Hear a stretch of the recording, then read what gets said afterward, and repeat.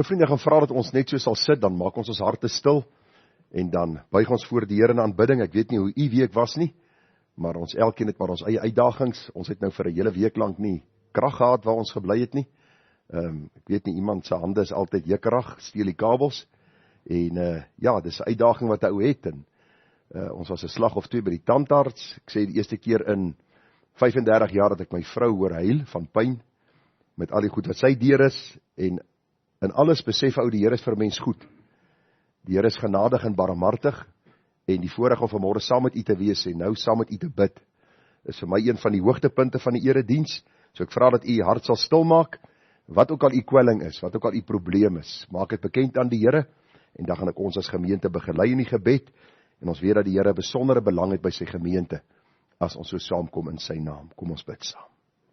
Ons Hemelse Vader, ons lees daar in die baie besondere Jesaja 53, wat praat oor ons Here Jesus Christus, wat na hierdie aarde sou kom om aan die kruis van Golgotha vir ons te sterf, en dan lees ons daar aan die einde van daardie hoofstuk, dat God die Vader vir sy seun 'n nakroos sal gee, hierdie kosbare geskenk sal gee van gereddes, van verlostes, van uitverkorenes, mense wat gered sal word. En deur dit was sy siel ook versadig, en het hy daardie prys vir ons betaal, en die pad end uitgestap, sodat ons gered kan word. Ons het vanmôre gesing, Here, dis u wat die wedloop bepaal. U begin 'n goeie werk in ons, en Here, u sal hierdie goeie werk in ons volëindig. In die interim tyd is daar baie op en af tye. Daar is uitdagings, daar is pyn, daar is droefheid, daar is tye van opgewondenheid, van vreugde, van blydskap, tye van teleurstelling, daar is tye waar ons baie goed oor die weg kom met mense, en ander kere waar ons miskien so bietjie kopstamp, miskien bietjie wrywing beleef, maar in dit alles, Here, leer u ons meer en meer van u getrouheid. Leer u ons meer van ons eie sondige harte, en leer u ons, Here, dat u Gees in ons werk, om te wil sowel as om te werk na u welbehae. Vader, baie, baie dankie dat u ons deelgenote van u hemelse koninkryk gemaak het. Baie dankie dat u ons deel van 'n gemeente gemaak het. Baie dankie, Here, dat daar geen ander plek is waar ek vanmôre sou wil wees, as hier saam met u kinders, in hierdie plek van aanbidding, waar ons eer bring aan u naam. Baie dankie dat u 'n besondere belang het, ook by ons vanmôre, en dat ons die voorreg kan hê om vanmôre u ons God te kan noem, deur Jesus Christus ons middelaar, en ons kan dit bid in die kragvolle werking van die Heilige Gees.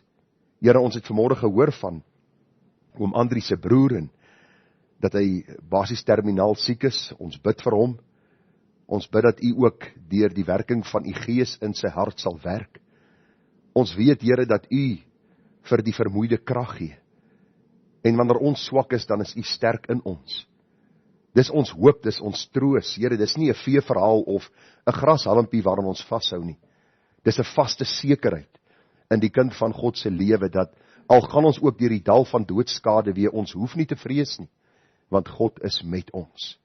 Wat 'n wonderlike voorreg om vanmôre aan u te kan behoort. En bid ons vir hulle as 'n familie, dat u vir hulle sal vertroos en versterk, en Here, dat u self in dit en deur dit alles verhoog en verheerlik sal word. Waar ons vanmôre nou saamkom in u naam, rondom u woord, vra ons vir wysheid en insig, Vader, dat u die woorde van my mond en die oordeenkinge van my hart welbehaaglik sal maak voor u aangesig. Here, u is my God, en u is my verlosser. Gemeente, genade, barmhartigheid en vrede word vir u geskenk van God ons hemelse Vader, en ook van ons dierbare Here Jesus Christus. Het word kragtig menigvuldig deur die werking van sy Gees hier by ons. Amen. Nou vriende, terwyl jy blaai na Genesis 26 en Genesis 27, kan ek gou vir u sê, Calvin kom vanmôre hier in met opgewondenheid. Hy sê, pa moet gaan kyk wat daar in die kroegarea aan die gang is. Dis nou waar die kinders katkesasie kry. So, maar ons weet mos, nou is 'n leë kroeg, né? Dis 'n geredde kroeg, daar's niks in wat ons nie mag hê nie. En die groot televisie is daar in die hoek aan, en hulle is besig om basies die 'n boodskap van Paul Washer uit te saai, hier in die gastehuis. En toe dink ek by myself, miskien is dit die pad wat ons met die Here hier stap, wat nou deurvloei na hulle. En hulle begin ook luister na God se woord, na God se waarheid. En wie anders om na te luister as Paul Washer? En as u dink ek is kwaai, is u welkom om te gaan stap na daai kroegarea, kry vir u 'n stoel, en dan luister u wat Paul Washer te sê het. Hy is nogal 'n man wat kalkop die waarheid preek. Ons eer die Here ook vir sy getrouheid. Maar vanmôre gaan ons stil staan by hierdie boodskap. Dit gaan maar oor die verdriet in die huwelik. Dis 'n uitvloeisel van dit wat ons nou die afgelope paar weke hanteer. Ek het vir julle laasweek gesê is, ons staan stil by die boek Genesis, omdat Genesis eintlik maar die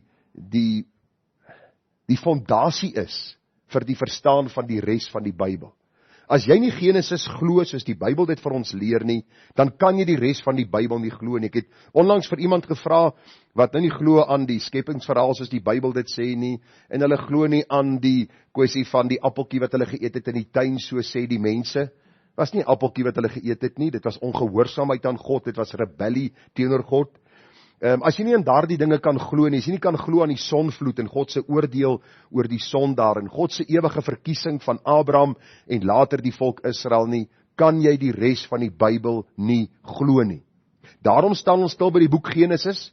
Daarom is belangrik om 'n goeie fondasie te lê, want vriende, daar is baie mense wat as Christene bekend staan, Nuwe Testamentiese Christene soos hulle self noem, mense onder die genade van die Here, maar hulle ken nie die basiese beginsels van God se woord nie, en hulle kan hulle self nie beantwoord of verwoord, wanneer dit kom by sekere eenvoudige, basiese vrae oor wie God is, waar kom sonde vandaan, waar kom boosheid vandaan, ensovoorts nie. En dis belangrik dat ons sal sien, dat die Here die skepper God is, hy maak homself bekend as die skepper God, hy is die ewige, hy skape ons na sy beeld en gelykenis, in rebellie staan oor die mens teenoor hom op, en die mens se sonde eskaleer so dat die Here in Genesis 6 die groot sonvloed bring. Ons sien dat die Here vir Abraham roep daar in Genesis 12, en die Here sê vir hom, ek sal jou 'n groot nasie maak. God is die een wat die verbond maak, die verbond sluit met Abraham. Hy sê vir hom, vanuit jou sal al die geslagte op aarde geseën word. U en ek vanmôre is geseëndes, omdat die Here met Abraham 'n verbond gesluit het, en ons weet, Abraham, Isak, Jakob, die 12 seuns van Jakob, en later sou die Messias gebore word. Alles belangrike waarhede wat ons in die boek Genesis vind. Ons vind ook in die boek Genesis, en dis waaroor ons vanmôre gaan praat, vind ons die huwelik. Die huwelik is nie 'n instelling van die staat nie, die huwelik is nie die uitvinding van 'n mens nie. Die Here het gesê, een man vir een vrou, hy het hulle so geskape van die begin, nadat die Here al die diere geskaap het, toe sê hy vir Adam, kom gee vir hulle name, en ons het vir die gesê, hoekom? Want as Eva daar was, het hulle nou nog name gegee. Want as Adam gesê het olifant, sou Eva gesê het, nee. Ek dink ons moet hom kameel noem, of wat ook al. Ons wil nou nie te veel daaroor uitbrei nie, net op praat ons tot môre oor hierdie saak, maar die hele beginsel is net, die Here het man, en toe sê hy, van al die diere wat Adam name voorgegee het, was daar nie een wat by hom gepas het nie. Daarom is evolusie 'n klug. Geen mens het deur 'n proses gegaan waar hy van uit niks 'n eensellige organisme geword het en later 'n aapagtige mens en later 'n mens geword het nie. God het die mens apart geskape na sy beeld, sy gelykenis, sê die Bybel vir ons, en dit beteken nie ons lyk soos God nie, want God is gees, hy het hom geopenbaar in Jesus Christus, maar ons het vir u gesê, ons kan dink, ons kan verstaan, ons kan redeneer, al hierdie wonderlike goddelike eienskappe wat die Here ons dan gegee het. Maar ons sien dat die huwelik 'n baie belangrike rol speel reg deur die boek Genesis, reg deur die Bybel. En ek het gedink om ook hierdie boodskap van vanmôre deel van die oordeenkings te maak, en toe dink ek by myself, miskien moet ek dit nie doen nie, en toe dink ek by myself, ek moet dit doen, en toe dink ek by myself, ek moet dit nie doen nie. En ek het toe nie my vrou se raad gevra nie, ek het besluit ek gaan vanmôre daaroor preek. So as u huwelik vanmôre baie goed en reg is, luister met aandag. As jy vanmôre op pad is na huwelik toe, luister met meer aandag. As jy vanmôre miskien in 'n moeilike huwelik sit, dan moet jy op die punt van jou stoel sit en luister. Want daar is vir jou groot waarhede ook in hierdie gedeelte dan opgeteken. Nou dit gaan basies oor hierdie twee verse. Ons gaan nie die hele gedeelte lees nie. U sal onthou, ons het alreeds Genesis 26 en Genesis 27 met mekaar hanteer, verlede week vers vir vers deur Genesis 27 gegaan, maar nou lees ons in Genesis 26:34, toe Esau 40 jaar oud was, het hy Judith, die dogter van Beeri, die Hetiet, vir hom as vrou geneem, en Basmat, die dogter van Elon, die Hetiet, en hulle was vir Isak en Rebekka 'n bitter verdriet. En dan lees ons, laasweek het ons dit hanteer, Genesis 27:46, jy onthou nadat hierdie vrou Rebekka en Jakob, haar man en haar seun basies bedrieg het, sê die Bybel vir ons dat Esau besluit het, hy gaan vir Jakob doodmaak, en nou sê Rebekka vir Isak, haar man, ek is moeg vir my lewe vanweë die dogters van Het. As Jakob 'n vrou neem uit die dogters van Het, soos hulle is, uit die dogters van die land, waarvoor lewe ek dan? So baie duidelik weer die gedagte, wat vanuit hoofstuk 26 voortvloei, uitvloei is, dat die hartseer van hierdie huwelik van Esau, dat nie net vir die gesin 'n hartseer ding was nie, maar ook op die einde van die dag 'n dilemma in die huis veroorsaak het, en daar ook 'n oplossing voor gesoek moes word. Daarom sê Rebekka dat Jakob eerder na Laban moes gaan, om daar vir hom 'n vrou te kry. So ek gaan vanmôre 'n bietjie met u praat oor die eenvoudige gedagte uit hierdie verse, die gedagte van redes waarom die huwelik kan lei tot bittere verdriet vir jouself en dan ook vir ander. Want u moet onthou, ons gaan vanmôre 'n bietjie daaroor praat. As jy trou, vriende, vergeet daarvan dat jy net met 'n man of 'n vrou trou. As jy 'n man is en jy trou met jou vrou, vergeet daarvan dat jy net moet daar trou. Jy trou met alles wat sy ken, wat sy weet, wat sy verstaan, wat sy saambring. En dieselfde aan die ander kant. As jy trou, dan is dit ongelukkig of gelukkig, ons kan dit maar noem soos ons wil, ons trou 'n hele pakket. En daarom is dit belangrik dat ons sal sien wat die Here vir ons wil leer, vroegtydig wil leer, en as ons alreeds in 'n huwelik is, dat ons die Here sal vra vir wysheid, sodat ons die regte besluit kan maak, en die Here kan verheerlik in die besluit wat ons gemaak het. Maar vanmôre wil ek bietjie meer klem lê op die gedagte, redes waarom huwelike lei tot bittere, of 'n huwelik lei tot bittere verdriet vir jouself en vir ander. Ek wil begin met 'n verhaaltjie wat u miskien al gehoor het, en as u dit al reeds gehoor het, moet nou nie by jouself dink, ag, so ou flou een daai nie. Lag maar saam, en as jy nie wil saam lag nie, is ook reg daaroor. Maar ek het 'n verhaaltjie gelees so tyd terug van 'n seun wat besluit het hy wil trou. Nou, dit is die regte ding om te doen. Die Bybel sê dis nie goed dat 'n man alleen moet wees nie. Ek kom agter na die 35 jaar dat ek en Ethel getroud is, dat die invloed wat 'n vrou het in die huis, die rol wat sy vervul, die vreugde wat sy bring in 'n huis, is ongekend. Daarom het die Here gesê, een man, een vrou, en die Bybel sê vir ons, dat ons hierdie huwelik moet ag, as iets wat die Here ons gee, wat kosbaar is, so ietsie van die hemel op aarde. Maar hulle vertel van die ouetjie, wat besluit het, hy wil trou.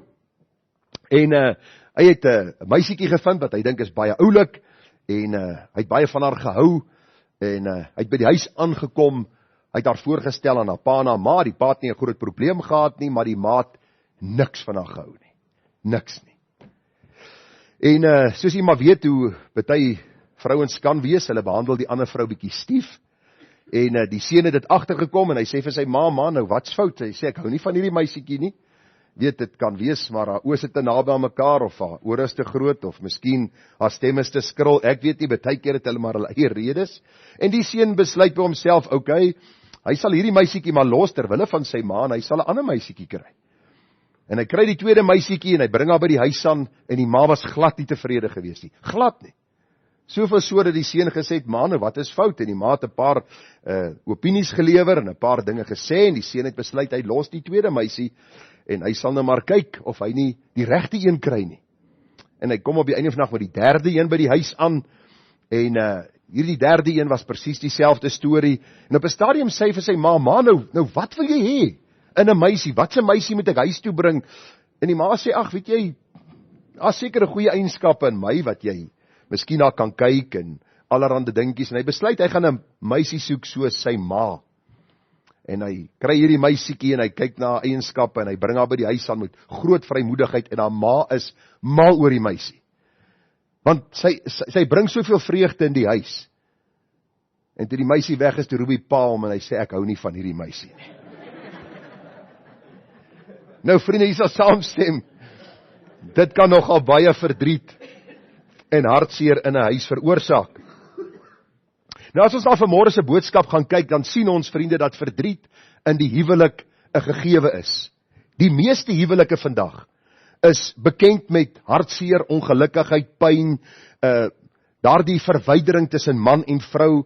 Daar is min van die huweliksvreugde wat die Bybel vir ons eintlik baie duidelik uitstippel wanneer die Here met ons praat oor hierdie wonderverhouding wat die Here in die tuin van Eden geskep het, waar die man en die vrou een moet word.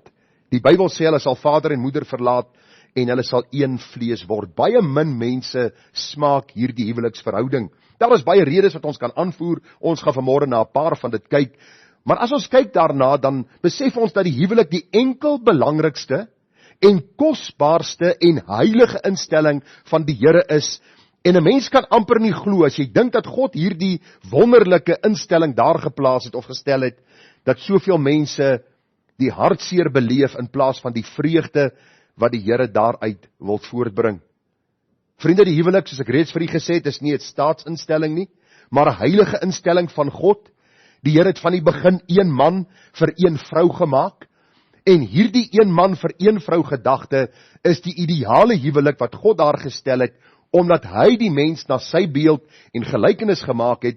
Hy die man anders te gemaak as die vrou vul die man aan, en so is hulle saam gelukkig in die Here om die Here in alles welbehaaglik te wees. Ek het vir u reeds gesê, die dag as jy jou vrou trou jy nie net jou vrou nie. Ek het dit agtergekom, vriende, met 'n skok. Ek het gedog as ek hierdie vrou vat, ek en haar ma kom nie altyd lekker oor die weg nie, ek vat haar net weg. Nee. 'n paar weke later toe kom ek agter, nee, daar's nog definitief 'n naalstring wat daar vas is, en daar's 'n sussie, daar's 'n naalstring vas, en daar's ooms en tannies, en niggies en neefies, en broers en susters, en daar is 'n verlede, en daar is goed wat gebeur het, en ewe skielik besef ek, maar die huwelik is juis 'n verbintenis, waar God twee onvolmaakte mense in hierdie huweliksverhouding plaas, om mekaar te skuur en te skaaf, sodat ons God kan verheerlik en eer kan bring op sy naam, sodat 'n wêreld wat wegsink in sonde kan sien, dat daar ietsie van die hemel op aarde kan wees, in 'n verhouding wat God daar gestel het. En luister vriende, die Here het sy kerk vergelyk met die huwelik. Hy sê, soos Christus die gemeente lief gehad het, so moet die man sy vrou lief hê. Soos die gemeente aan Christus onderdanig is, so moet die vrou aan haar man wees. Nou in ons voorgelese gedeeltes, nou weer vir u gesê, ons gaan nie Genesis 26 heeltemal deurlees nie, ook nie Genesis 27 nie, ons het dit reeds gedoen, sien ons dat net die teenoorgestelde in die huwelik van Isak en Rebekka dan plaasgevind het, en so ook in die lewe van Esau, en later was daar ook maar redelike hartseer in die huwelike, die huwelike van Jakob gewees.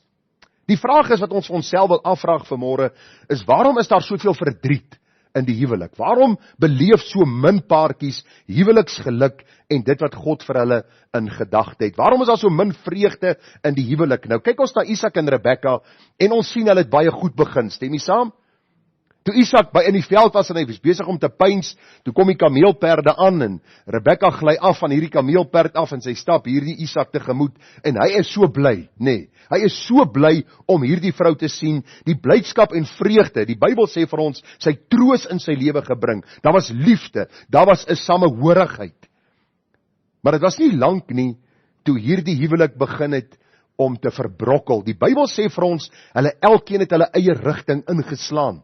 U sal onthou dat Isak voorkeur gehad het wanneer het gekom het by Esau, en Rebekka het 'n voorkeur gehad wanneer het kom by Jakob. Dit het verwydering gebring tussen die man en die vrou. Later was dit so erg gewees dat daar bedrog plaasgevind het in hierdie gesin. Daar was hierdie tweestryd wat daar gedurig was, en daardie huwelik was eintlik maar 'n hartseer vir die omstanders, die kinders en die ander wat dit gesien het. Esau later toe hy 'n vrou moes kies, hy het besluit, man, een is te min vir my. Ek gaan 2 vat, en vriende, baie keer vra mense vir my, nou, waarom kan sekere mense in die Bybel 2 vrouens gevat het, en baie 3, en Salomo hy het nie ophou tel nie. Ons lees van 1000, 300 vroue en 700 byvroue. En ek sê dikwels vir mense dat ons moet onthou, as God sekere dinge toelaat, beteken nie dat hy dit goedkeur nie. Partykeer laat die Here toe dat daar sonde in 'n mens se lewe plaasvind. Hy initieer dit nie. Hy is nie die een wat sonde in ons lewens bring nie. Ons doen dit self, dit is uit ons eie wil. Maar God laat dit soms toe. En jy moet onthou, in die Ou Testament het konings sekere voordele gehad, maar ook by alles het hulle soveel hartseer beleef wanneer hulle buite God se raamwerk beweeg het, soos ons gelees het in Abraham se geval, soos ons gelees het in die geval van Dawid, in die geval van Salomo, en so kan ons een na die ander naam opnoem. Maar vanmôre gaan ons dit bepaal by die gedagte, is eintlik maar 'n tema wat ons gaan hanteer. Uit hierdie woorde wat ons gelees het van die verdriet wat hierdie vroue vir Isak en Rebekka gebring het, en dan ook per implikasie vir Esau gebring het. En ons gaan vanmôre 'n bietjie kyk na die gedagte, waarom so baie huwelike moeite en verdriet het. En vriende, vir u wat nog groenkoring op die land het, kinders wat nog moet trou, vra ek u, dat u sal luister wat God se woord sê. Dat u sal aandag gee aan wat God se woord sê, dat u jouself hartseer kan spaar. As jy vanmôre jouself in 'n huwelik bevind, pleit ek by jou, dat jy sal sien dat dit 'n instelling van die Here is, en as daar miskien hartseer in jou huwelik is, dat daar 'n oplossing is in die Here Jesus Christus. En vriende, as jy vanmôre in 'n baie moeilike huwelik sit, dat jy nie losmaking sal soek nie, maar God se wil vir jou lewe sal soek. Kom ons val weg by die eerste gedagte, waarom die huwelik kan lei tot bittere verdriet vir jouself en ander. Die eerste gedagte wat ek raak gesien het uit die voorbereiding wat ek gedoen het, is kinders kom uit huise waar ouers nie 'n voorbeeld stel nie. Nou u weet dat die egskeidingssyfer op die huidige oomblik 50% plus van eerste huwelike is. Tweede huwelike hardloop so in die omgewing van 78 na 80%, en derde huwelike, vriende, is oor die, ek dink 6 of 7, 90% van derde huwelike beland in die egskeidingshof. So dit wil vir ons iets sê, dat dit die beste is om met die vrou wat jy trou, die eerste vrou wat jy trou, dat jy sal poog om deur God se genade met haar 'n verhouding te bou, waar jy dan ook die Here in kan verheerlik. Nou kom ons kyk gou wat gebeur in Genesis 25 vers 28. Die Bybel sê vir ons, en Isak het Esau lief gehad, want wildsvleis was na sy smaak, maar Rebekka het Jakob lief gehad. Nou wil ek vir u sê, onthou, toe ons gepraat het 2 weke terug oor hierdie gesin, het ons vir u gesê, hulle was 'n doodnormale gesin soos u en ek. Kom ons stel ons self voor, ek en Ethel sit daar om die kombuistafel, en ek sê vir haar, yes, hierdie Gerard is 'n champion. Hy is 'n goeie kind hierdie, en sy sê, nee. Ek wil vir jou sê, Regard, het al baie meer in sy lewe bereik. En ek sê van, nee man, hierdie Gerard is, en ons begin naderhand met mekaar stry oor ons kinders. Wat dink jy wat gaan met ons verhouding gebeur? Dis presies wat hier gebeur het. Ek wil hê jy moet sien, die Here gee nie vir ons 'n veeverhaal in die Bybel van lank gelede en ons maak 'n storie op nie. Hierdie was 'n fisiese gesin wat geleef het met die stryd tussen pa en ma oor kinders, en die een het die een kind meer lief gehad as die ander ene, en die Bybel sê vir ons, daar was hierdie twee stryd in die huis oor die kinders, omdat pa en ma nie besef dat ons 'n goddelike verantwoordelikheid het om ons kinders lief te hê op die Bybels gegewe manier, en dit wat die Here vir ons gee, om hulle op te voed in die vrees en vermaning van die Here. En die kinders moet nooit agterkom dat die ouer die een voor die ander trek nie. Verder sien ons in hierdie huis dat Rebekka help vir Jakob om haar eie man en sy vader te bedrieg. Dink mooi wat ek vir u sê. Hierdie gesin, die Here die huwelik ingestel, een man vir een vrou met die doel dat hulle hierdie geslag kan uitbrei. Die Bybel sê vir ons dat ons kan voortplant, dat daar hierdie wonderlike geslag kan wees wat God kan verheerlik. Ons weet dat hulle deel van God se verbondsfamilie is, omdat die Here die verbond gesluit het met Abraham. Ons sien dat hulle die waarhede van God se woord baie goed ken. Maar wat doen hulle? Wat doen Isak en Rebekka? Net die teenoorgestelde. In plaas van wat God sê, doen hulle net die teenoorgestelde. Dr. James Dobson skryf in sy boek Liefde vir 'n Leeftyd op bladsy 12, en hy stel dit baie duidelik, dat die rede vir soveel hartseer in huwelike en dan later egskeidings is omdat kinders in die ouerhuis nie sien en leer wat ware huweliksgeluk is nie. Hulle sien dat die huwelike oorlog, ja, 'n magstryd is, waar albei partye verloor. Ek dink as ons kinders vanmôre moet na vore roep en sê, hoe lyk jou pa en ma se verhouding? Hoe lyk dit in die huis met die huwelik? Wonder ek watter getuienis ons vanmôre hier sou kry. U sien die probleem in die geval van Isak en Rebekka was gewees, dat hulle goed begin het. Daar was hierdie liefde, daar was hierdie omgeen, toe die kinders kom het hierdie verdeeldheid gekom en later soveel so, dat hulle mekaar begin ondermyn het. Leuns, bedrog en al hierdie dinge. En vriende, ek kan onthou op 'n stadium, ek en my vrou het hierdie gesprek gehad vroeg in ons huwelik. Ons is getroud, sy was 18, ek was 21. Voor sy verstand kon kry, het ek die ring aan haar vinger gesit. Want as sy moes baie dink, het sy miskien gesê, nee, nie vandag nie. Maar die hele gedagte is net eenvoudig. Op 'n stadium het ek gepraat, toe sê ek vir haar, vrou, luister gou. In die eerste plek steek ons niks weg vir mekaar nie. En in die tweede plek steek ons niks vir mekaar weg van ons kinders nie. Hoor jy wat ek sê? Die oomblik wanneer 'n huwelik hierdie raai speletjie word en die man doen sekere dinge wat hy vir sy vrou wegsteek, of die vrou doen sekere dinge wat sy vir haar mans wegsteek, of sy hoor van dinge wat die kinders doen en sy steek vir die man dit weg, of die man hoor en hy steek dit vir die vrou weg, is die resep vir hartseer en verdriet in die huwelik, wantroue wat sal kom, hartseer gevolge, dinge wat sal gebeur wat die gesin uitmekaar sal skeer. Luister, as jy getroud is vanmôre, die vrou met wie jy getroud is die vrou wat God vir jou bedoel het op hierdie bepaalde tyd in jou lewe, met al die bagasie waarmee sy of hy in die huwelik gekom het. Daarom is dit belangrik dat ons mekaar sal eer en mekaar sal respekteer en dat ons met mekaar eerbaar sal optree deur vir mekaar te sê presies wat in ons hart aan die gang is en waarmee ons worstel en waarmee die kinders besig is. Ek onthou 'n geval, eintlik nie net een geval nie, meer as een geval, waar die ma die kinders se boosheid weggesteek het vir die pa. En nie net die boosheid weggesteek het nie, maar soms gedeel het in die boosheid van die kinders. En toe die pa dit uitvind, het hy definitief nie 'n partytjie gehou nie. Hy het definitief nie almal genooi om saam te kom en dan 'n heerlike braai te geniet nie. Daar was vuurwerke in die huis gewees. Waarom?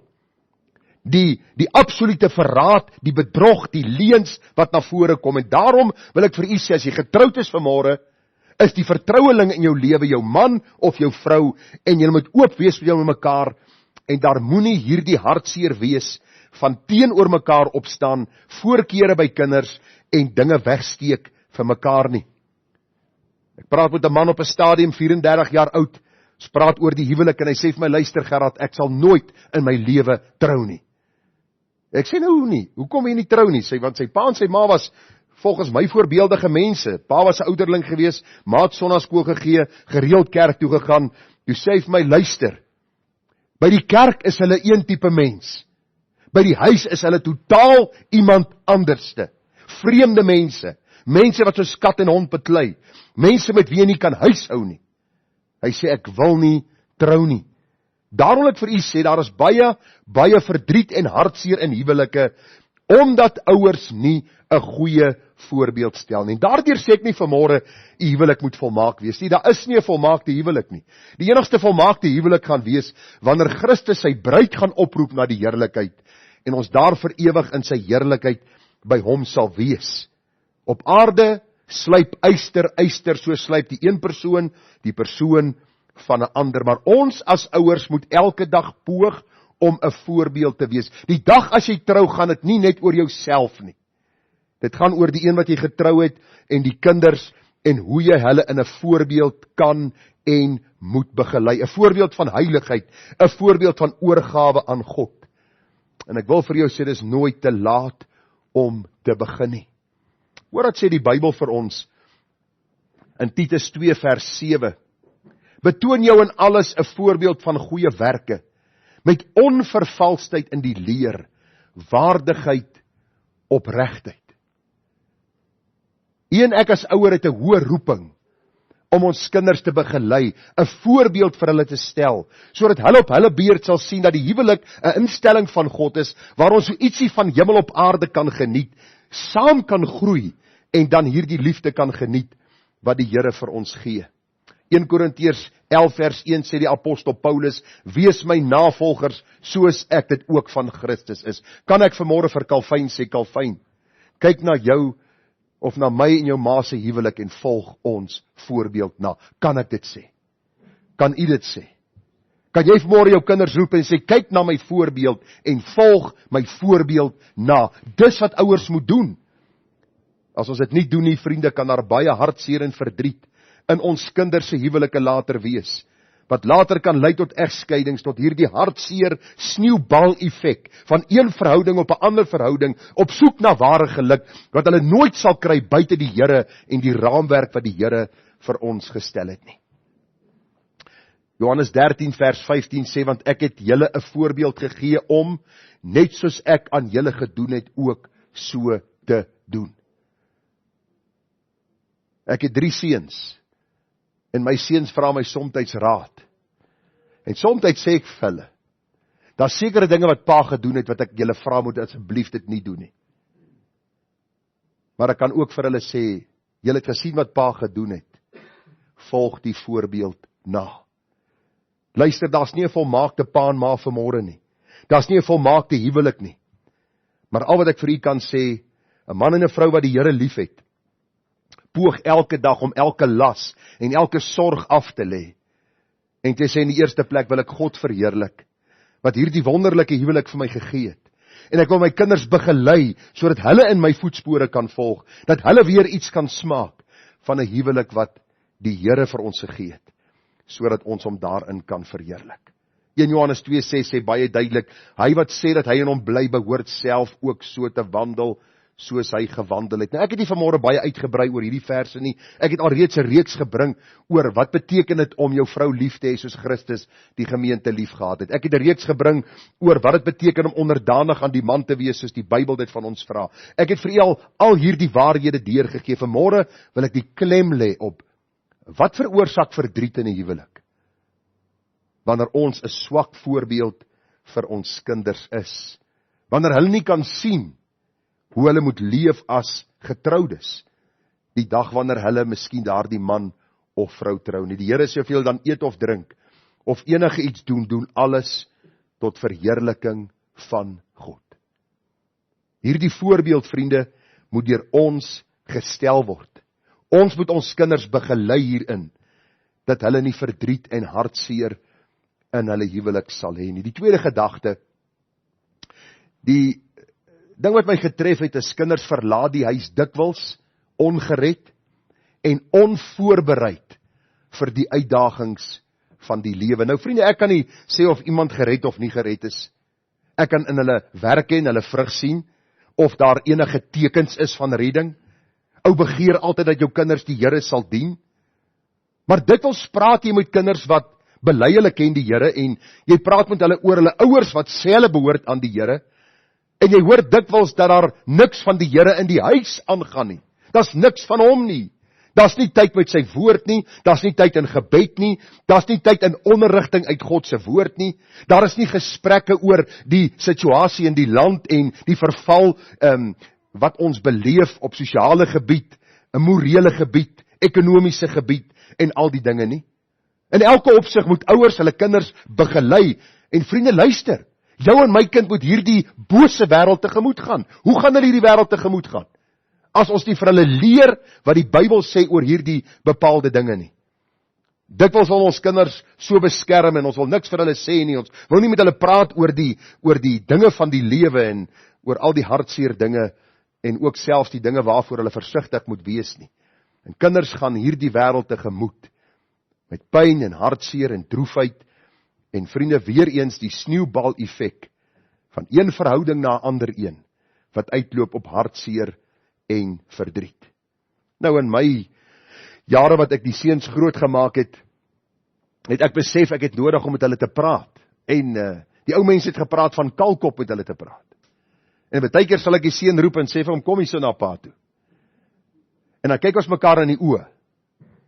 En dan praat ek met hulle.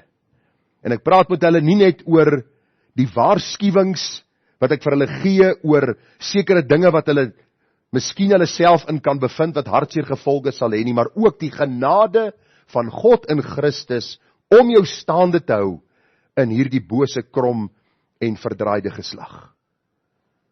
Vriende, dikwels praat ek met jonger mense en hulle weet meer van die Springbok rugby span as hulle weet van die boeke van die Bybel. Hulle kan vir jou vertel van wie speel in die sokker eindstryd, maar hulle kan nie vir jou vertel wat in die Bybel aan die gang is en wat God vir ons wil leer oor die basiese beginsels van die lewe nie. Kinders kan visvang, hulle kan rugby speel, hulle kan motor bestuur, hulle speel PlayStation, hulle ken die selfoon beter as ek en jy hom ken, hulle bereik of behaal goeie prestasies by die skool, maar luister, hoor wat ek vanmôre vir jou sê, jy moet dit hoor. Die meeste van ons kinders weet nie om te sterf nie. En dan praat ek van fisies dood te gaan nie. Want ons hou die dood van hulle weg, wanneer laas jy met jou kind gesels en vir hom gesê, my kind, luister, jou lewe is nie 'n gegewe nie. Dis nie te sê dat jy ou dag gaan sien nie, is jy reg om God te ontmoet. Wanneer laas het jy en ek met ons kinders oor hierdie goed gepraat. Dis waaroor dit gaan. U sien ons kinders beleef verdriet in die huwelik, want hulle gaan die wêreld in sonder die fondasie van God se woord, sonder die gedagte dat hulle eintlik maar nietig is. En hulle dink die lewe gaan oor verhoudings, die lewe gaan oor allerhande dingetjies, behalwe om God te verheerlik in die verhouding, en dit wat daaruit voortvloei. 'n Baie ou liedjie wat ek as kind geluister het. Miskien kan u hierdie lied herroep. Die lied sê, moeder, jy het my so baie geleer, altyd die heel beste vir my geleer. Ek weet hoe 'n dame haar moet gedra, maar die belangrikste mammy het jy nagelaat. Onthou jy die lied? Die koorgedeelte sê, waarom het jy my nooit vertel van hom, dat hy weer eendag terug sal kom? Die belangrikste mammy het jy nagelaat, my dan nie geleer om met Jesus te praat. Ons kinders gaan hierdie wêreld tegemoet, en vriende, hulle ken baie keer nie die Here nie, en hulle is onvoorbereid vir die uitdagings van die lewe, omdat ons nie met hulle daaroor gesels nie. Ek het 'n verhaal gelees, of gehoor eerder van 'n verhaal, en hulle praat van 'n pa en 'n seun, wat in die Kroonstad omgewing met rooi Afrikaner beeste geboer het. Hulle vertel dat die pa hierdie seun alles geleer het van hierdie rooi Afrikaner beeste, elke detail, wanneer die inspuitings gegee moet word, en hoe jy moet kyk na dit en na dat. En hierdie seun, dat 'n ongeluk plaasgevind op die plaas, en hierdie seun was besig om te sterwe, en hy het vir sy pa gesê, en hoe waar die verhaal is, weet ek nie, maar dit was treffend toe ek dit hoor. Hy het vir sy pa gesê, pa, jy het my alles geleer van rooi Afrikaner beeste, maar jy het my nooit geleer om te sterwe en gereed te maak om God te ontmoet nie. Luister gou, daai kind is in jou huis vir een doel, om hom te verwys na God. Opleiding, weet, ek praat van skolastiese opleiding, naskoolse opleiding, om op universiteit te gaan studeer, al hierdie dinge, vriende, is ondergestel aan die gedagte dat ons hulle moet leer wie God is, wie Christus is, wie die Heilige Gees is. Ons is sondaars en sonder die Here kan ons niks doen nie. Ons kan nie die uitdagings van die huwelik in die oë staar as ons die Here nie eers ken en weet dat hy die insteller is van die huwelik en die instaatsteller om ons te bekragtig om dan ook die huwelik te geniet soos die Here dit van ons vra nie. Hoor gou wat sê die Bybel in Deuteronomium 6 vers 5. Jy almal ken hierdie verse. Ek wil dit net weer vir u lees om 'n dubbellyne te onderstreep. Wat moet jy jou kind leer? Die Bybel sê daarom moet jy as ouer, as pa, as ma, in die eerste plek die Here jou God lief hê met jou hele hart en met jou hele siel en met al jou krag. As jou kind vanmôre kan getuig, gaan hy sê, pa, my pa die Here lief, my ma die Here lief. Ons sien dit in hulle lewe, ons sien dit in hulle voorbeeld, ons sien dit in elke tyd van onderrigting wat hulle ons begelei, ook met die uitdagings in die lewe. Nou sê die Bybel, ons moet die Here ons God lief hê en hierdie woorde wat ek jou vandag beveel moet in jou hart wees. As jy nie God se waarheid glo nie, hoe gaan jy dit vir jou kinders of jou kleinkinders leer? Jy moet dit inskerp vir jou kinders inskerp en daaroor spreek, as jy in jou huis sit, as jy op die pad is, as jy gaan lê, en as jy opstaan. Wat beteken dit, vriende? In ons taal, wat beteken dit? As jy daar in die kar ry en jy ry daar in die spitsverkeer, om met jou kind te praat oor die Here. Hoe hanteer ek hierdie situasie, wanneer mense soos hooligans ry, wanneer mense nie kan sien 'n robord is rooi nie, hy ry bo die robord, hy ry jou amper van die pad af. Hoe hanteer jy dit? Hoe leer jy jou kind om in hierdie bose, krom en verdraaide geslag 'n getuie vir die Here te wees? Wanneer jy die televisie aansit en daar is onsedelikheid op die televisie, om dit af te sit en jou kind te leer en te onderrig en te sê, God se woord sê A, B en C oor hierdie bepaalde saak. Wanneer jy die hartseer nuus van bedrog en korrupsie en die toesmeer van al hierdie besigheid wat ons vandag beleef sien, om jou kind te leer en te onderrig, wat God sê dat hy elkeen in die gerig sal roep. Dis wat hierdie vers beteken. Elke geleentheid is 'n geleentheid om jou kind te leer aangaande die heilige God, wat ons skepper is, wat eendag van ons rekenskap sal vra. Bybel sê ook, moet jy dit as 'n teken bind op jou hand, en dit moet as 'n voorrangsband is in jou oë wees, en jy moet dit op die deurposte van jou huis en op jou poorte skrywe. Ek wil jou vra vanmôre, is huisgodsdienst deel van jou lewe? Is huisgodsdienst deel van jou gesin? Wanneer gaan jou kind onderrig en leer? Luister, as jy oë het vir jou kind groot. Dit was nou die dag dat Calvin 'n klein seentjie was. As die Here ons spaar, begin hy Augustus maand studeer, en ons weet nie, 2-3 jaar uit die huis, of 5 jaar uit die huis, en hy slaan sy koers in, en wat ons vir hom geleer het, moet hy gaan toepas in hierdie bose wêreld. Hy het die voorreg gehad om Vrydag op die golfbaan met 'n man te praat, 'n jong man, drink geweldig, en hy sê vir hom, waarom drink jy so? Waarom kry jy nie genoeg van alkohol nie? Hy sê, luister, ek het so droog gemaak in my lewe, ek moet my gewete stil kry.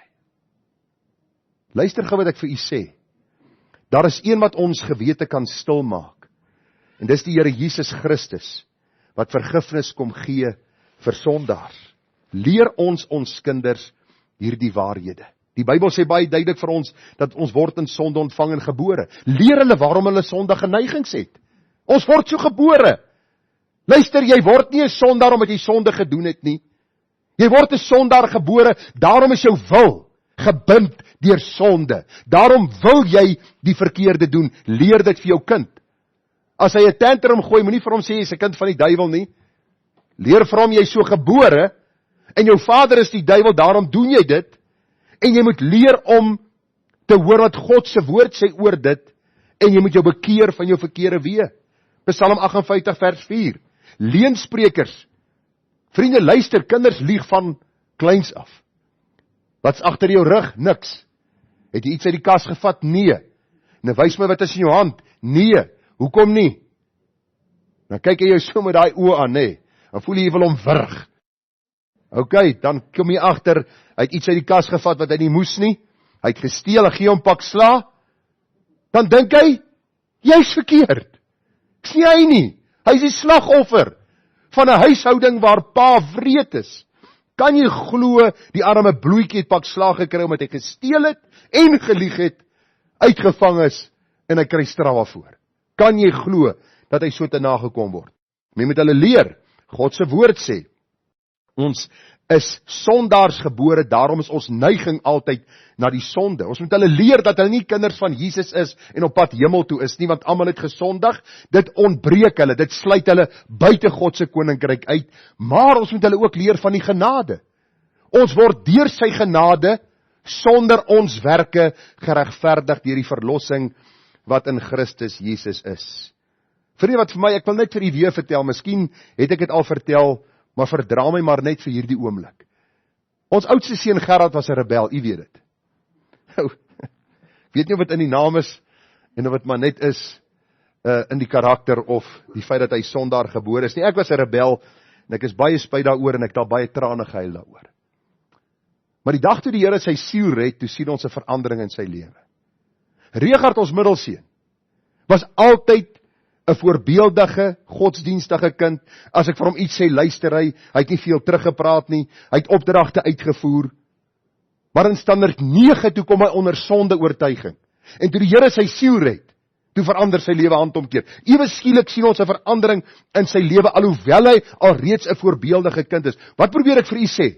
'n Rebel en 'n voorbeeldige kind, nie een van hulle twee is kinders van God, tot hulle by die kruis uitgekom het en redding gesmaak het, buite hulle self in Jesus Christus nie. Vandaar kan hulle bou op die rots Jesus, om dan 'n voorbeeld te wees, ook in hulle huwelik en hulle kinders en hulle vrou te begelei daarin.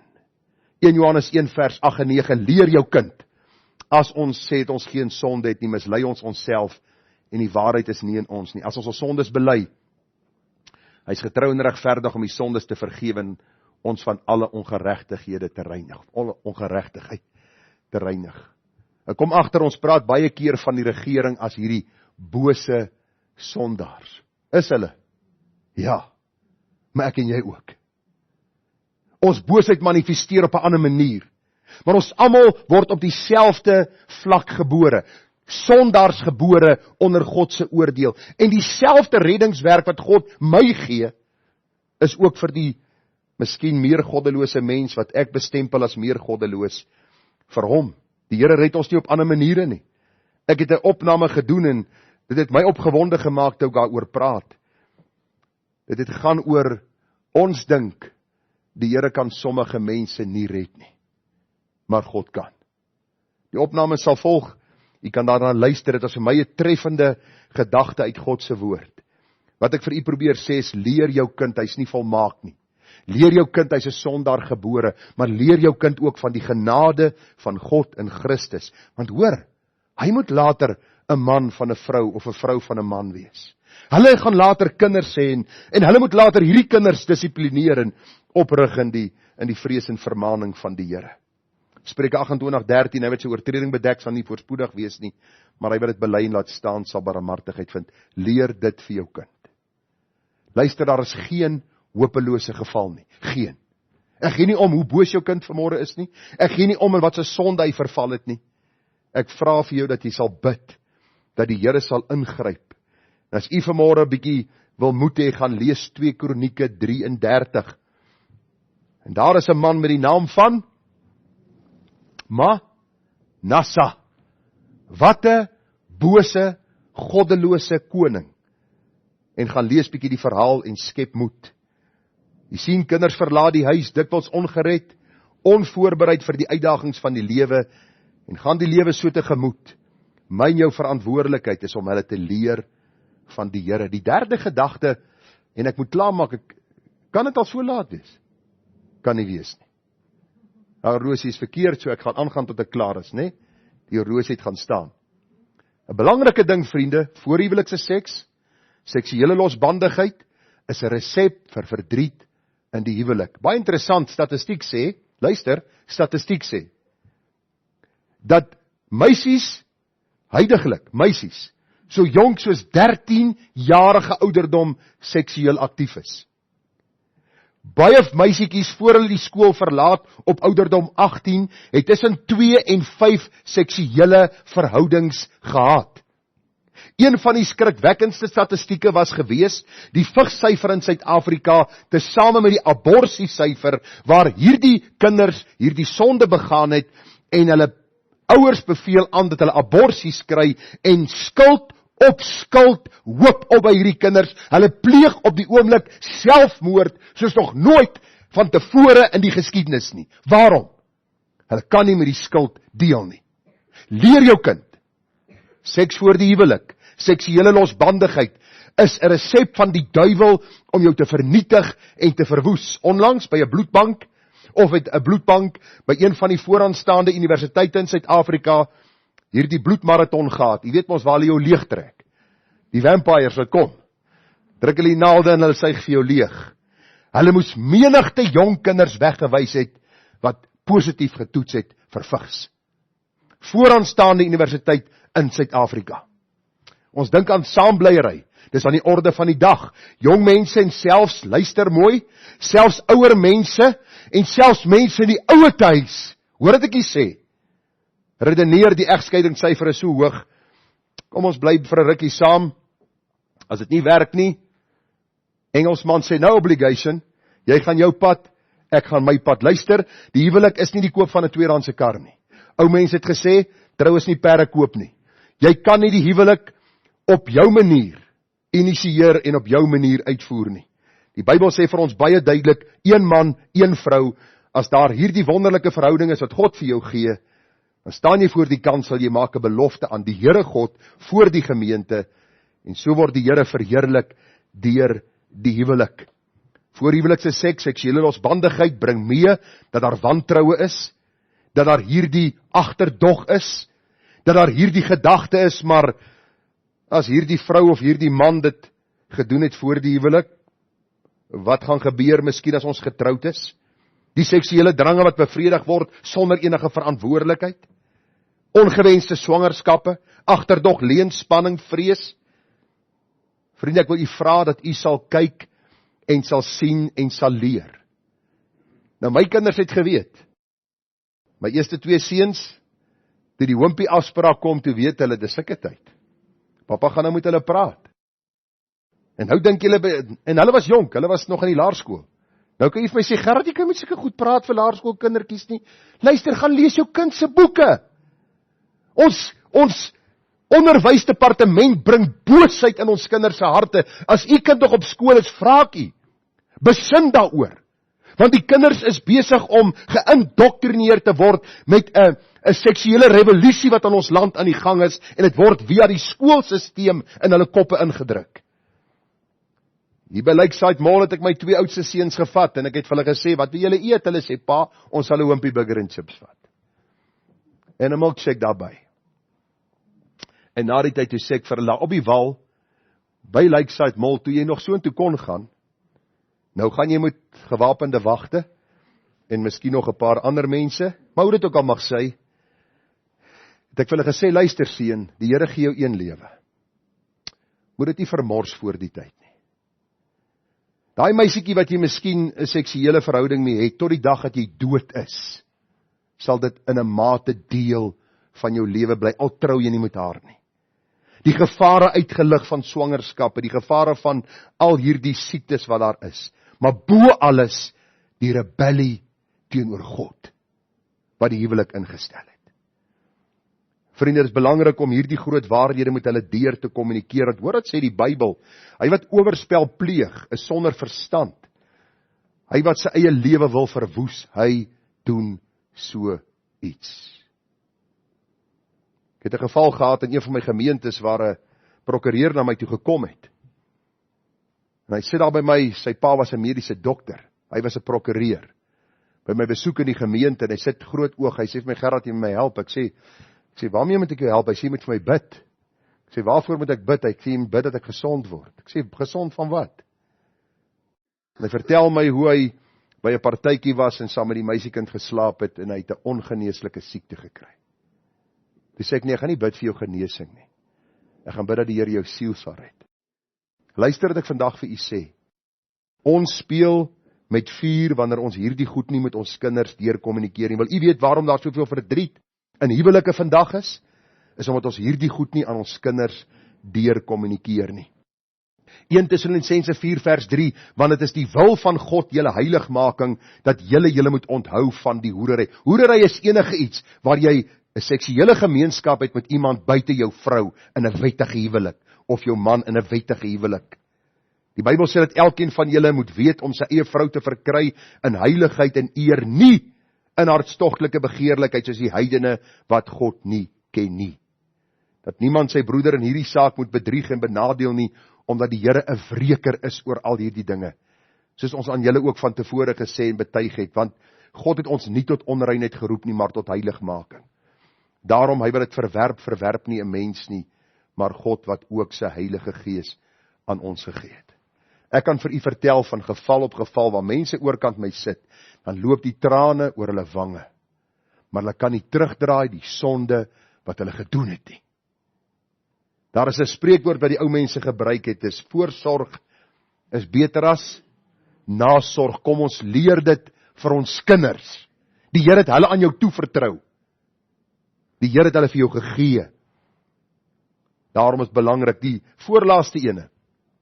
Ek gaan 'n bietjie vinniger deur dit, net om met u die laaste 2 gedagtes te hanteer. Verskillende godsdienstige oortuigings Vriende, baie belangrik dat ons sal sien, die Bybel sê toe Esau 40 jaar oud was, het hy Jidde, die dogter van Beeri, die Hetiet, vir hom as 'n vrou geneem, en Basma, die dogter van Elon, die Hetiet, en hulle was vir Isak en Rebekka 'n bittere verdriet. Nou, om te onthou dat Isak was Abraham se seun gewees, God het die verbond met Abraham gesluit, die verbond is oorgedra na Isak, Esau word in daardie huis groot, en die Bybel sê vir ons, hy trou hierdie twee vrouens, die Hetiete. Nou die Bybel sê vir ons, dat hierdie mense was nie mense wat God liefgehad en God gedien het, en die verbondsgod van Abraham, Isak en Jakob geëer het nie. Geskiedskrywer sê, dat hulle honderde en selfs duisende afgode gehad het. Daar was een vir die son en die weerlig, en hulle het met towerpraktyke omgegaan, besweringe en allerhande golery en allerhande boosheid. Esau trou hierdie vroue, hulle word deel van hierdie gesinsstruktuur, en die hartseer en die pyn wat beleef word, sê die Bybel vir ons, word neergepen. Hierdie was, die Engelsman praat van exceedingly, dit was 'n diepe seer en 'n dieper pyn en 'n diepe verdriet, wat hierdie vrouens gebring het in hierdie familie opset. Luister, as jy jou kind onderrig, leer jou kind, dat hulle iemand sal soek wat dieselfde waardes, dieselfde geestelike oortuigings het, en vriende, selfs in die Christelike godsdiens, dieselfde oortuigings het. Jy kry vandag mense wat trou met heeltemal 'n vreemde godsdiens. In ons familie was daar een van ons familielede wat getrou het as Christen met 'n Mormoon. Nou die Mormone glo nie dieselfde as die Christene nie. Dit was hartseer en verdriet. Die ander een het getrou met 'n Jehova getuie, hartseer en verdriet. Die ander een het getrou met 'n Boeddhis, hartseer en verdriet. Dis hulle na my toe kom en vir my sê, maar hartseer en verdriet. Wat het jy verwag? Het jy gedink, we will all live happily ever after? Moet hou lekker vet Boeddha beeltjie, en die vrou soen jou Boeddha beeltjie op die pens en op die voorkop voor sy gaan slaap, en ek gaan op my knie en ek bid tot die God van hemel en aarde. Vergeet daarvan. Maar luister, kom ons gaan bietjie verder. Selfs in die Christelike godsdiens. Jy moet leer en hierdie kinders van jou onderrig, dat daar een ware God is, een ware Christus, as een ware Heilige Gees, en dat godsdiens gebaseer is op die verklaring van die woord, nie op stemme van profete en visioene en drome nie. Kerk gaan nie oor omval en in tale praat en vreemde manifestasies nie. Dit gaan oor die basiese verstaan van die Bybel en 'n gehoorsaamheid daaraan. Dit gaan nie oor koordans in die kerk nie. Dit gaan nie oor op die einde van die dag dat jy so te kere gaan dat dit klink soos een of ander bazaar op Ceres, waar mense te veel wyn ingeneem het nie. Dis nie hoe dit moet wees nie. Jy moet jou kinders dit leer. Ek het onlangs met 'n man en vrou gepraat, waar hulle die een uit 'n gereformeerde agtergrond kom en die ander een uit 'n CRC agtergrond. Nou as jy CRC ken dan, ja, kom ons los dit daar.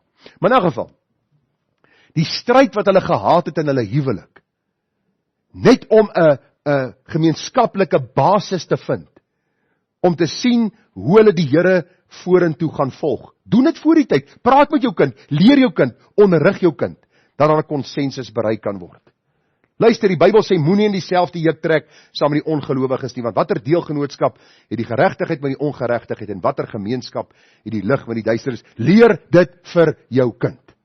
En vriende, jy kan miskien vir my vra, dink ek, dat mense in hierdie kerke, wat agteroorval en in vreemde tale praat, en rondhardloop, en profete wat profeseer, dink ek hulle is ongered?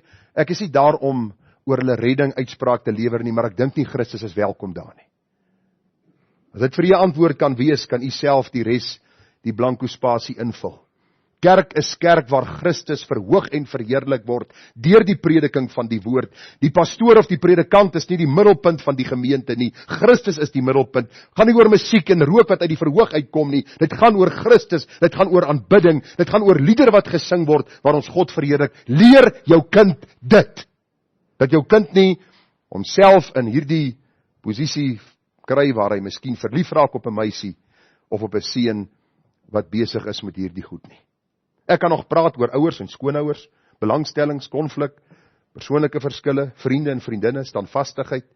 Maar die laaste een wat ek wil praat is ching. Geld. Luister, vriende, as u dink geld speel nie 'n rol nie, dan wil ek vir u sê, soos die Engelsman sê, surprise, surprise. Want die meisietjie kom uit hierdie huis waar pappa haar vinger klap, dan koop pappa vir haar. As haar kamertjie pink geverf moet word dit pink geverf en 10 keer bel sy duwyle op haar bed en as sy dit laas daarmee, kry sy dit en sy kry dat en pappa en mamma koop vir haar en dan trou sy hierdie ambagsman. Hy's in opleiding. Hy kry so R250 'n dag, so in die opleidingstyd en net haar Q-Tex is omtrent R400. En sy wil met hom trou want sy's mal oor hom. Maar hulle het nie gepraat oor die inkomste en uitgawe rekening nie en baie vinnig. Dan bel sy vir pappa en sê, hy kan nie vir my sorg nie. En dan sê pappa, maar jou kamer is tog oop my lief. En die bose kringloop, dink ek maak dit op, vriende, luister. Egskeidingssyfers is die hoogte, omdat finansies 'n geweldige rol speel. Ou mense het gesê, as armoede by die voordeur instap, stap liefde by die agterdeur uit. Luister, daai vrou wat mal verlief was op hierdie seun. As sy daai beursie oopmaak en sy sien daar lê 'n paar R10, waarna haar pa se beursie 'n paar R200s gelê het, dan sê sy vir my, jy moet plan maak, ou bil, anders te gaan ek terug. Daarom moet ouers met hulle kinders praat voor die huwelik, want luister wat sê die Bybel, vriende. 1 Korintiërs 7:25. Paulus sê, die verband met die maagde, het ek geen bevel van die Here nie, maar ek gee my mening as iemand wat deur die barmhartigheid van die Here betroubaar is.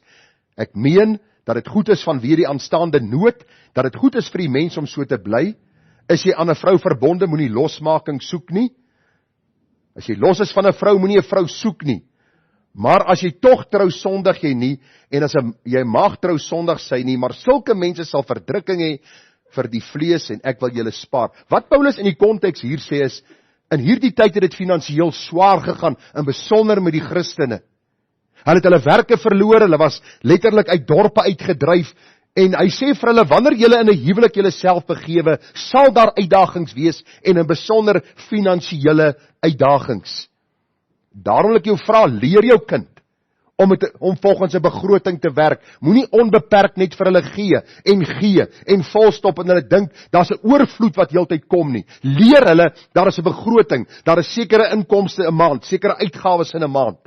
En wanneer jy 'n seun het, dat hy met die meisietjie sal praat met wie hy wil trou, as jy 'n dogter het, dat sy met die seun sal praat saam met hulle. Wanneer dit kom by 'n huweliksverhouding, moet die ouers definitief inspraak in die verhouding hê. Moenie 'n man trou of 'n vrou trou en jy vra nie die ouers nie. Daarom het ons ouers gevra toe ons jonger was. Want ouers het insig. Hulle is miskien nie volmaak nie, maar hulle het die pad al gestap. En as hulle die Here liefhet, kan hulle vir jou Bybelse raad gee. Daarom is die gebed van my hart, dat ons ook hulle sal leer rondom die finansiële. Want geld het 'n belangrike rol wat dit speel. Baie keer los 'n meisie 'n man, omdat die ander een meer geld het, of vice versa. Daarom wil ek jou vra dat jy sal leer, die kind sal onderrig. Dit gaan oor die Here God in die eerste plek. Hy wat die initieerder van die huwelik is. En dat ook in die makliker en moeiliker tye finansiëel die Here sal deurdra, want ons liefde vir die Here bind ons aan mekaar in ons liefde vir mekaar. En so kan ons elke stryd en elke hekkie oorkom. Daar's nog baie wat ek kan sê, maar ek gaan afsluit. Ons het gekyk na verdriet in die huwelik, vir u gesê, baie keer is daar verdriet in 'n huwelik, omdat kinders uit huise kom waar ouers nie 'n voorbeeld stel nie. Hulle verlaat die huis ongered en onvoorbereid, omdat hulle nie onderrig is uit God se woord nie. Die voorhuwelikse seks en seksuele losbandigheid aan die orde van die dag is, ouers praat nie met hulle kinders daaroor nie. Verskillende godsdienstige oortuigings en dan finansies. As u nog nie getroud is nie, moenie oorhaastig wees en u self met smarte deurboor nie. Luister, daai dag, wanneer alles fancy is, en die bels en die wissels gaan af, is die begin van vreugde of van smarte. En in die jare wat ek in die bediening is, moet ek sê, 80% smarte.